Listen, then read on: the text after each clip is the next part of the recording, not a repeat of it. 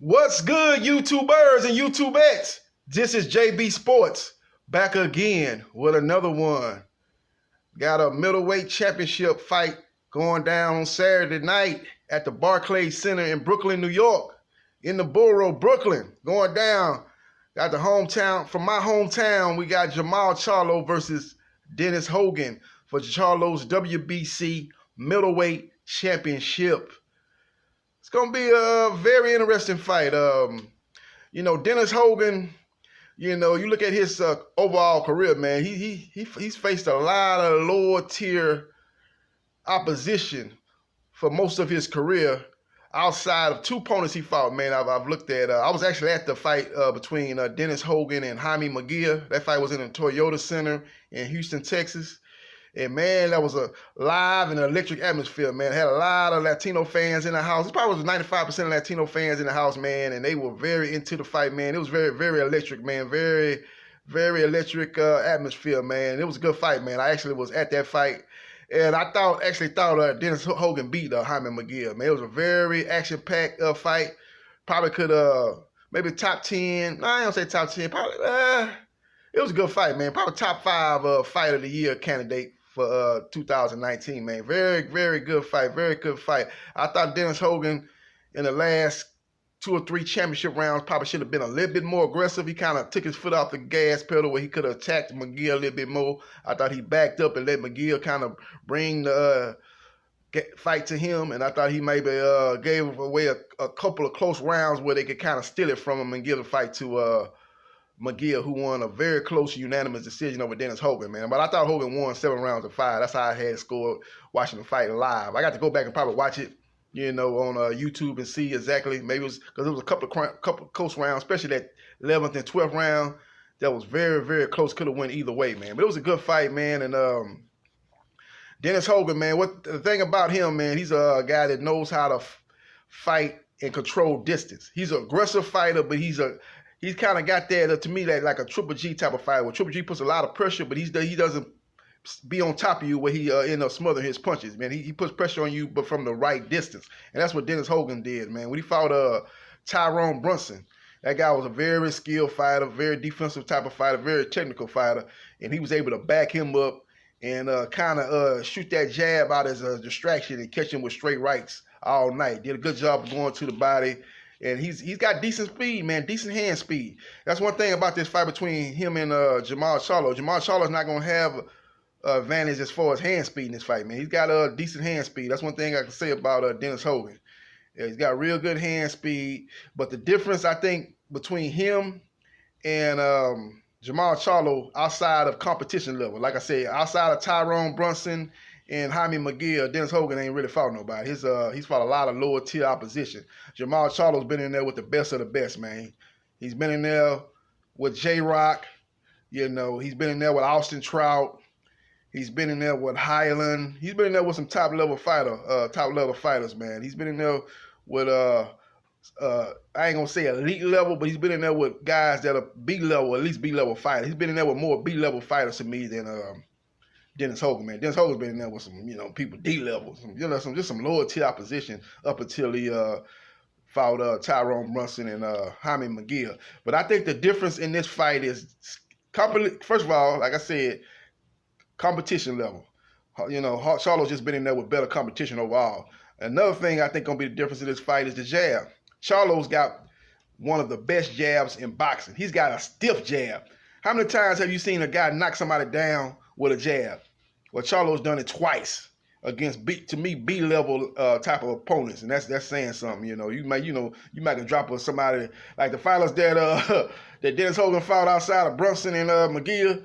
If he was dropping those type of guys with jabs, Charlo, then you can say, well, he ain't really, look at the competition. But he dropped some decent to above average. I ain't gonna say decent, but he dropped some B-level type of opponents with those jabs, man. He's got a beautiful jab, got a beautiful uppercut, got a good straight right. What Jermall Charlo does that is very interesting was he does a good job of punching while you're punching with you. And that's how he was able to drop J. Rock Williams. J. Rock Williams was trying to throw his combination, and he was able to catch him with a uppercut. You know, it was kind of like an uppercut slash right hook. You know, whatever you want to do. It's kind of like a combination, man, where he just timed the right there. As J-Rock was throwing his punches, a lot of opponents would have just tried to back up and get out of there, but he kind of stayed in there and let him throw his punches, and he punched with him and caught him with that, that straight right. No, my bad, not that straight right, but he caught him with the right hook, the right hand. You can say overhand right, right hook. It was like a. He caught him right up under the chin, man, with a beautiful punch, man. It just say, when I first looked at it live, I thought it was an uppercut. A lot of people since then have said, no, that was a right hand that Charlo caught J-Rock with. They just called it a right hand slash right hook that he was able to drop him with him. And the bottom line was he punched with J-Rock, and that's how he got the knockdown. J-Rock got back up to his feet, man, but his legs were very wobbly, and he was in trouble. And Charlo jumped on him and ended up knocking him down again, and the referee waved it off. So that's what this fight's gonna be about, man. Dennis Hogan cannot be backing up like he was doing against McGill, especially in the championship round. He's gonna have to keep coming forward. He did a good job of that when he fought Tyrone Brunson. He's got to keep coming forward, but that's a dangerous thing to do. But that's his only path to victory. He's got to keep coming forward and try to back Charlo up. But by coming to Charlo, you coming into what you call a dangerous neighborhood. You know, when you go visit some fine girlfriend that you might have met in the bar or something, and then she said, well, I stay over here on the east side. And you be like, oh, the east side, man, you stay out there? That's a rough part of town. And then, well, if you want to see me, you got to come see me, man. We can spend some time together. And, my mom not here, we can have it going on. And then you going over there knowing that that's a rough side of town that you're going on. You're going over to the east side. And you take that chance because you want to get with that girl and you want to plant that flag. And that's the same thing Dennis Hogan going to have to do. He's going to have to step to Jermall Charlo. But when he do that, he's stepping into that dangerous neighborhood because that's his only path to victory. He got to step to Jermall Charlo and get off his right hand and go to the body and back him up and try to work him while he's on the ropes. That's Dennis Hogan's best path to victory. Go to the body and back him up.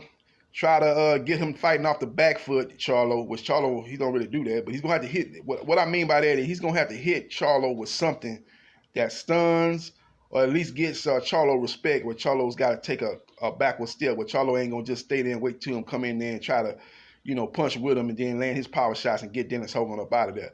He's going to have to hit Charlo with some early on to get his respect, to get Charlo to maybe backing up a little bit, and Charlo can think, well, let me back up, man. This guy's got some serious power. Let me back up and try to box and fight from a distance and use my superior technical skills over this guy. And if he can do that, then Dennis Hogan's got a chance to win this fight. But if he can't do that, if he comes in there and get caught with something and gets hurt and get wobbled, and then now he's the one backing up, now he's the one hesitant to come inside, it's gonna be Charlo all day long, as Charlo's gonna be able to set the pace with the jab. I think that's the difference in this fight. That's why I'm favoring Charlo to win this fight. The jab is gonna be the key, but he's gonna be able to set the jab. Then that's gonna set up the right hand, and that right hand is something that you don't be wanting to fool with if you Hogan. That right hand can put Hogan out at any time, man. The right hand, and he's got the right hook. And he's a very, very good body puncher, very underrated body puncher. Good left hook to the body, good right hook to the body. Very underrated power puncher. And this guy is a very underrated body puncher, Jermall Charlo. So I think that's going to be the key to this fight, man. Jermall Charlo's jab, Jermall Charlo catching Hogan with some serious punches coming in, timing him punching with Hogan, catching him with either the right hand or the right hook, going to the body, backing up Dennis Hogan. Dennis Hogan ain't going to be able to deal with that power, and he's going to be fighting, backing up, or he's going to be kind of hesitant to come forward, and I think that's going to be his downfall in this fight, man. It's going to be very, very interesting as it's going down in Barclays Center in Brooklyn, New York, at Jermall Charlo, trained by famed, coached by famed trainer Ronnie Shields. Both of them guys are out of H-Town. They got a training facility on the north side of town. I've been there a few times, visited and stuff like that. A lot of fighters fight out there. I think Ezralanda Lara trains down there. Used to train. I think he might have He might have. I don't know if he's still training with Ronnie Shield, but I know he. Once upon a time was training with Ronnie. I think he might be still with Ronnie.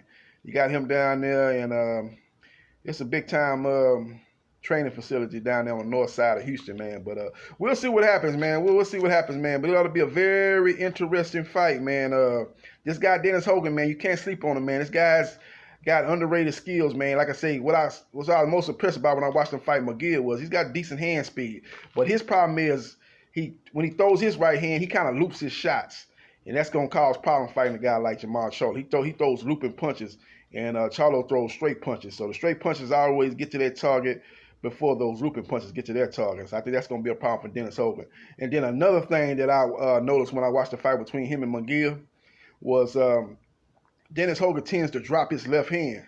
And I think if Ronnie Shields has watched the video of Dennis Hogan, which I know he probably, which I know he should have, he has, right? Should have, but which I know him being a big time trainer has watched the video of Dennis Hogan. He should pick up on that weakness right there of Dennis Hogan dropping his left hand. When he drops his left hand, that's a recipe for disaster fighting a guy with a right hand like Jermall Charlo.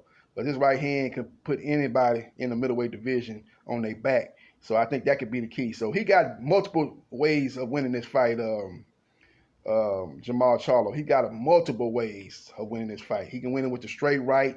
If like I said, if Hogan drops that left like he tends to do, he can catch Hogan coming in early as Hogan will be trying to back him up and get off his right hand. He can catch him with an uppercut or a straight right. He can go to the body and break Hogan down. Charlo's got good hand speed, just like Hogan's got good hand speed, so I don't see either fight having an advantage. If anything, Jermall Charlo has the advantage because both guys have decent hand speed, but Charlo punches, he throws straight punches, and Dennis Hogan tends to loop his punches. So that's advantage hand speed-wise for Jermall Charlo, just because of his straight punches. So I think Charlo just got multitude of ways of winning this fight. Hogan's got one path to victory. That means he's got to back Charlo up, and he's got to go into that dangerous neighborhood, like I told you, the east side. Had to go to that dangerous neighborhood, and if he's got that chin that can hold up to those punches, and then maybe he can, and he's able to catch some with Charlo with a shot to gain Charlo's respect, or best case scenario, hurt Charlo and get Charlo to back up, and Charlo might want to use his boxing skill, use his jab, and try to fight at a distance. Then that'll be half the battle that's won by Hogan. Then he'll be able to kind of dictate the pace, try to mug Charlo on the ropes, try to be aggressive, go to the body, and set up his right hand, which is good. Which is a good right hand. It's a looping right hand, but it's a right hand that it hurt Tyrone Brunson in that fight with Hogan, and he hurt Jaime McGill multiple times with that looping right hand in the fight at Toyota Center in Houston. So we'll see what happens, man. But what my prediction is, Jermall Charlo is going to catch him around about, I say, 6th round. 6th round knockout. I think Dennis Hogan's going to come in there. He's going to get caught with something, and that's going to back him up. And then I think Charlo's going to start coming forward, and Hogan's going to be trying to be in survival mode or something like that, trying to get out, move out the way, and I think, and back up, and I think that's going to be his downfall. And I think Charlo's going to catch him once he. Let me put it like this. I think Hogan's going to come forward. I think he's going to attempt to set up that looping right hand, go to the body on Charlo, catch him with something, and push Charlo back. In the process of him doing that, I think he's going to get caught with something because Charlo will punch with you. I think he's going to get caught with a right hand. As he's come forward, I think he's going to drop that left hand, and that's going to set the right hand up for Charlo, and he's going to catch him with a shot that's going to hurt him, knock him down, or could knock him out. If he gets back up, Charlo is one of the best finishers in boxing. I think Charlo's going to jump on him and finish him. So I don't see this fight going past 6 rounds. I said 6th round knockout. I don't see it going past 6 rounds. I'd be shocked if we go past 6 rounds. Charlo just got too many tools in the toolkit. He's got just too many ways to win this fight. Even if Hogan has some success early on backing up Charlo, I just think Charlo has got other ways to win. He can fight from a distance, set the jab up, and then catch him with a right hand coming in. If he can stand his ground and catch him with a right hand or a right hook, or he could just fight off the back foot, jab, and as As Hogan comes in, he can step around him, hit him with a right hand turn Hogan into the ropes, and then go to the body and hit him with devastating body shots. He just got a lot of ways to win this fight, multitude ways to win this fight. And he need to get his credit if he win this fight, because Dennis Hogan, he's not a household name, but he's a good fighter, decent fighter. He's definitely a top 10 middleweight, no doubt about that. Definitely a top 10 middleweight. So hopefully he get his just due. Hopefully this win here will take him on to bigger and better things. I'm hearing that if he wins this fight, he's going to fight the winner of Chris Eubank Jr. versus Matt Corral, which should be a real good fight. That's a true 50-50 fight as a co-main event for the Charlo Hogan fight. So it's going to be a good night of boxing, man. Good day of boxing with Andy Ruiz versus Anthony Joshua, part 2. And then we got in a hometown hero, the guy from H-Town, Jermall Charlo, versus Dennis Hogan, the Irishman Dennis Hogan, in a fight at Barclays Center in Brooklyn, New York. And Jermall Charlo calls the Barclays Center his second home, so he's very comfortable there. It's going to be a pro-Charlo crowd there, even though they should have a lot of Irish fans there too, as the fight is taking place in New York. So they got a huge Irish population in New York. So it'll be a good crowd there, a real good crowd. I don't know who's going to have the majority of the crowd, because Charlo has a lot of fans in New York, and there'll be a lot of Irishmen coming down to watch that fight. They live in New York, and then probably people coming from Hogan's home country of Ireland that's going to come down and watch that fight. So it's going to be a good fight, man. It should be an electric atmosphere, a good crowd out there, and both fighters will have strong fan support. So we'll see what happens, and we'll see what transpires. Lee, and I'd like to know what you guys think of how this fight's going to play out. Leave your comments in the comment section and let me know what round you think Charlo's going to get the knockout in, or do you think Dennis Hogan's going to pull the upset and get the knockout, or if you think Hogan's going to win by decision, or if you think Charlo's going to win by decision. Just leave your comments in the comment section. This is JB Sports, the man, the myth, the legend. I holla.